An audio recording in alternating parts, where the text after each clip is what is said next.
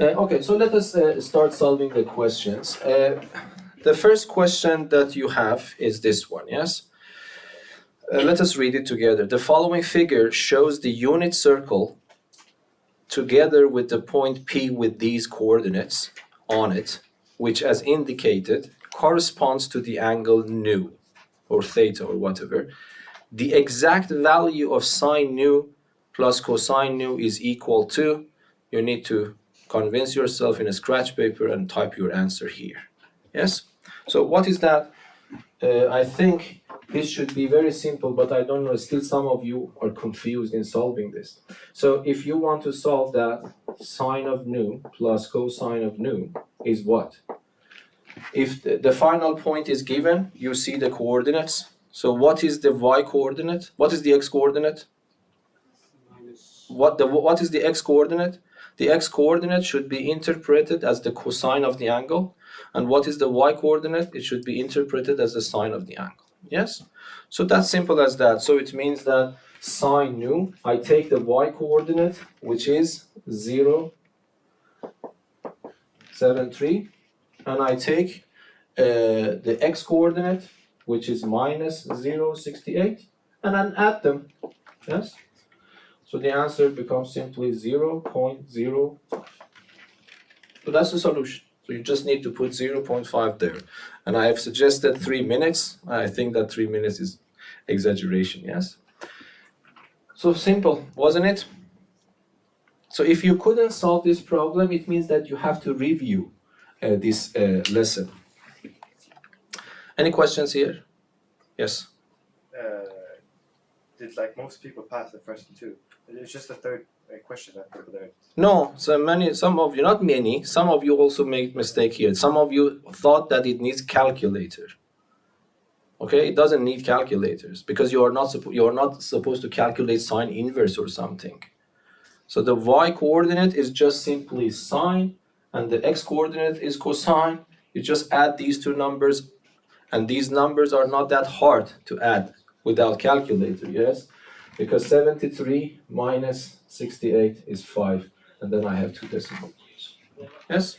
Okay. Now let us go to the next question. So, consider the following equation. How many? I have seen some of you have written the answers here. Okay? In the national exam, even though the answers are correct, so it shows that you have done it completely correctly, but you should say how many solutions, 1, 2, 5, whatever, yes? So then it means that you need to solve this equation.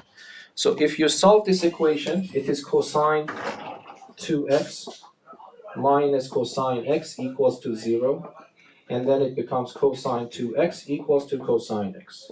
And formula sheet is available, but as I told you, the formulas for solving equations are not included in the formula sheet. So you need to know it or you need to find it out, okay? So hopefully, at least when you are practicing in chapter 1, you know for cosine, what should I write? I should write plus or minus x.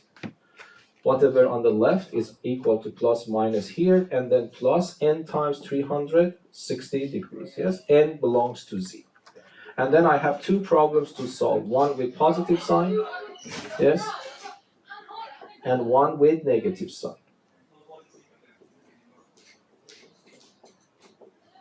So the positive sign, I move x to the left, 2x minus x is automatically x, so I don't need to do anything extra. And then here, I move this to the right, it becomes 3x equals to n times 360 degrees, but I'm looking for x, so I divide by 3, x becomes n times 120 degrees. Okay? So these are general solutions, but I have given you an interval, 0 degrees less than or equal to x less than or equal to 360 degrees. So I need to know how many solutions from these two are generated that are within this interval. Okay, so is there any point to put negative numbers here? Because you know that n is an integer, so it can be negative, 0, or positive. If I put negative values, I get the correct answers, but the answers are not within this interval, so I don't need to put negative numbers. What is the first number that I'm supposed to put here? Yes? 0. If I put 0 here, I get 0 degrees. Okay? If I put 1 here, is 0 degree acceptable? Yes, because of this equality. And then I put the next number, which is 1. It gives me what? 360 degrees. Is it acceptable? Yes, because this also includes. So this formula generates 2 solutions within this interval. But there is another formula that I have to consider. There is no point to give negative values because you get negative angles which are not included in this interval. So I start from, again, where? 0. But if I put 0, what I generate again? 0 degrees. And then if I put 1, what do I generate? 120 degrees. If I put 2, I generate 240 degrees. And if I put 3, I generate 360 degrees. And there is no point to go beyond that because I want to be within interval. But that was a coincidence that these answers are the same. So if I want to count them, how many of them are there? 4, because this is just the same. So 4 different answers we have. So just you type 4, okay? But of course I could predict. Please do not write with this one, even though I was predicting this. So if you, because these are autocorrections, so just write the answer 4, okay? And then, so that was not hard at all, okay? Is that understandable? Yes? And I think you agree with me, 7 minutes is enough. Okay. And then the next question. So let us go to the next question. Consider the following equation.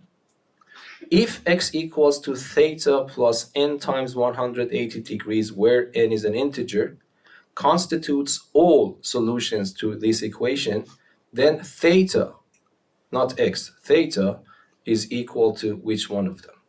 Okay, so we have to solve this equation. Okay, so let me write it down here. So this is 2 cosine 2x to the power of 2, and then I have minus 5 cosine 2x, and that is equal to 3. Okay, so we had these type of questions when I was teaching, yes, do you remember? So this is a second degree equation, but the variable is cosine 2x. So you can say that let cosine 2x, I call it x, for example. Then what happens for the equation? The equation becomes 2x squared minus 5x equals to 3. And then you have to solve this equation. And of course, some of you are very used to using PQ formula. I told you several times when I was teaching that PQ formula is of course the same thing, but then you have to divide by 2, and then you get 2.5, and then you have to start working with those numbers. Okay, of course it works.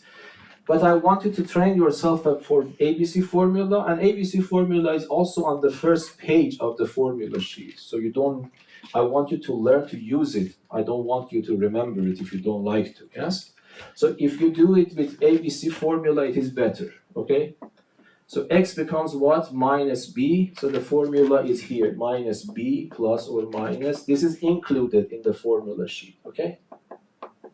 And then divided by 2a. So x becomes minus b is 5 plus or minus the square root of this number to power 2. Minus 4 times this minus 8 times that is positive 24. Minus minus positive. And then divided by 2 times this, which is 4. 25 plus 24, 49. The square root of 49 is 7. And then divided by 2. Then I get 2 answers. X is equal to 5 plus 7, 12. Divided by 4 is 3. Or 5 minus 7 divided by 4 is minus 2 over 4, which is minus 1 over 2. Yes? But then, of course, x equals to 3 gives me what? Gives me cosine 2x equals to 3. So what is the answer? What is the answer to this equation? Yes? There are no solutions, because I told you several times, it's extremely important. This information, I want you to have it in mind. That's why I'm saying, I want you to really pay attention and send something to your memory, okay? These are the information that you cannot find them in the formula sheet, so you need to know them, okay? So It is not possible for cosine to be 3 because cosine and sine are maximally 1 and minimally -1. So you can say that no solutions. And then x is equal to -1/2. So what happens? Cosine 2x becomes -1/2. But -1/2, I hope that you remember this is a famous number in the table. Okay, if I told you that the formula sheet is there, so you page the last page and you see that cosine of which angle is -1/2, you can find it in that big table. And that is 120 degrees. So this becomes what? So in principle, you write it in this way. X2x is plus or minus cosine inverse of -1/2. But cosine inverse of -1/2 is 120 degrees, and then plus n times 360 degrees. And now I am looking for x, so I have to divide everything by 2. So it plus minus 120 becomes plus or minus 60. And then you divide this by 2, it becomes n times 180 degrees. So this is the answer that you find from solution, okay? But because I want to design the question in an correcting way, so I designed it, and let us go back here. Now you see the board. So I'm saying that if this, where n is an integer, constitutes all solutions, okay, to this equation, then theta is equal to, if you compare this one with what you see on the board now, yes? So what can you say for theta? Theta is plus or minus 60, yes? So only minus 60 is not correct, but plus or minus 60 is correct. That is the answer. And one more thing, if you have these circles around, it means there is only one solution correct, but there are some questions that I might design in the future, you will see squares, yes, rather than circles. If you have squares, then it means that there is a possibility of more than one answer to be correct. Then it means that you have to show all the correct answers. Okay, any questions? Okay, so if you are happy, I don't know, I also probably send your solutions back. If you are happy with what you have done, I mean, if you really understand what is going on and just accidentally got the wrong answer, that is no worries, okay? But if you are completely off track, you have to warn yourself, okay, what is going wrong, because it becomes late, okay? Okay, so that is the solutions. Any questions here? Okay.